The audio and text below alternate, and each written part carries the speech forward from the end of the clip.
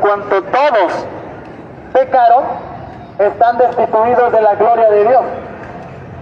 Si hay personas que dicen, pues es que todos pecan. Bueno, la Biblia dice que sí, todos pecan.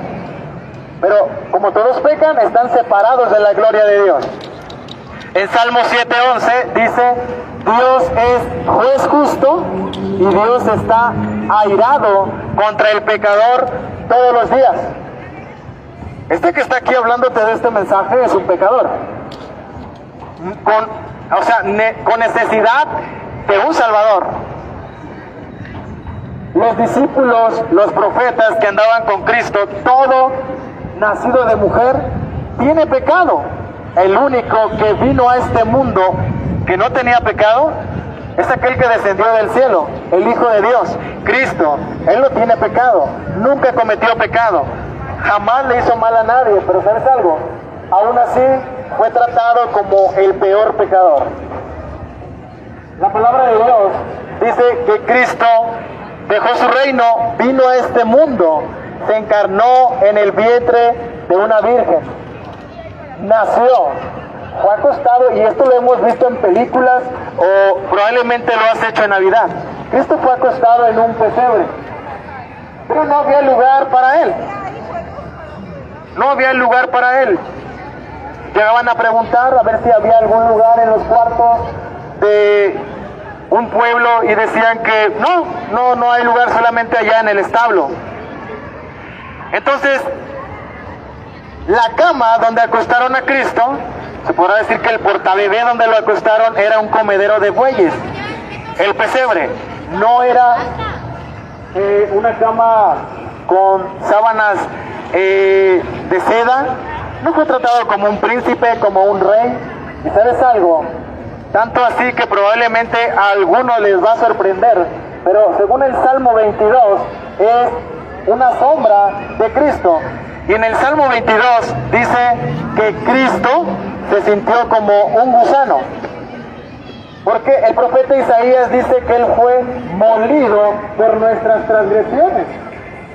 Dice que fue experimentado en quebranto, es decir, Él fue aplastado por cada uno de nuestros pecados. Recibió la ira que cada uno de nosotros merecíamos recibir, pero por la eternidad en el infierno, y esa ira la recibió de parte de Dios, de su propio Padre. Y algunos, como te decía, probablemente algunos se van a sorprender, porque es muy necesario que se lea la Biblia para entender muchas cosas. No solamente ir a la iglesia, porque probablemente vas a la iglesia y podrías escuchar muchísimas cosas, pero nunca. Él llevó nuestras enfermedades, sufrió nuestros dolores, y nosotros le tuvimos por azotado, por herido de Dios. ¿Te das cuenta? Él fue herido de Dios. Dios lo hirió, Dios lo aplastó. Cristo recibió la ira que debía recibir tú y yo por la eternidad en el infierno. Dice, herido de Dios y abatido, mas Él, porque fíjate, dice, ciertamente llevó Él nuestras enfermedades, sufrió nuestros dolores, y nosotros lo tuvimos por azotado, por herido de Dios y abatido. Mas Él herido fue por nuestras rebeliones, molido por nuestros pecados, el castigo de nuestra paz fue sobre Él. Para que tú tuvieras paz, Cristo tuvo que morir. Dice, molido por nuestros pecados, el castigo de nuestra paz fue sobre Él, y por su llaga fuimos nosotros curados. Todos nosotros nos descarriamos como ovejas, cada cual se apartó por el camino que mejor le pareció, mas Dios cargó en Él el pecado de todos nosotros. Con todo eso, Dios quiso quebrantarlo. Dios quiso quebrantarlo, sujetándole a padecimiento. Cuando haya puesto su vida en expiación por el pecado, verá linaje, vivirá por largos días, y la voluntad de Dios será en su mano prosperada. Verá el fruto de la aflicción de su alma y quedará satisfecho. Por su conocimiento justificará mi siervo justo a muchos y llevará las iniquidades de ellos. Por tanto, yo le daré parte con los grandes, y con los fuertes repartirá despojos, por cuanto derramó su vida hasta la muerte. y fue contado con los pecadores, habiendo él llevado el pecado de muchos y rogado por los transgresores. Cristo rogó al Padre para que no matara a aquellos que le hicieron daño. Cristo fue a la cruz del Calvario para salvar a aquellos que lo mataron. Entonces, aquí nos damos cuenta que la ira de Dios cayó sobre su propio Hijo, una ira que tú y yo merecíamos recibir por la eternidad en el infierno. Dios dio a su Hijo, entregó a su Hijo, a su unigénito, a su Cordero, para que pecadores fueran a la vida eterna. La palabra de Dios dice que Cristo vivió una vida santa, una vida perfecta, una vida inmaculada, y aún así fue traspasado. Fue azotado recibiendo la ira de Dios en lugar nuestro. El sustituto. Cristo es el sustituto del pecador. ¿Por qué? Porque Él recibió el castigo que los pecadores merecían recibir por la eternidad en el infierno. Y después de Él haber sido castigado, azotado, traspasado. Fíjate, la palabra azotado es pelado. El verdadero significado de esa palabra es pelado. No sé si alguna vez has visto algún animal cuando le quitan su cuero, de todo su cuerpo completamente. El profeta Isaías dice que no parecía un humano. Era como un pedazo de carne colgado en la cruz, y probablemente esto te puede sorprender. ¿Por qué? Porque esto es lo que tú merecías, pero por la eternidad en el infierno. Pero por amor, Cristo decidió recibir ese castigo, recibir esa ira en la cruz del Calvario, para que todo aquel que en Él cree no se pierda, mas tenga vida eterna.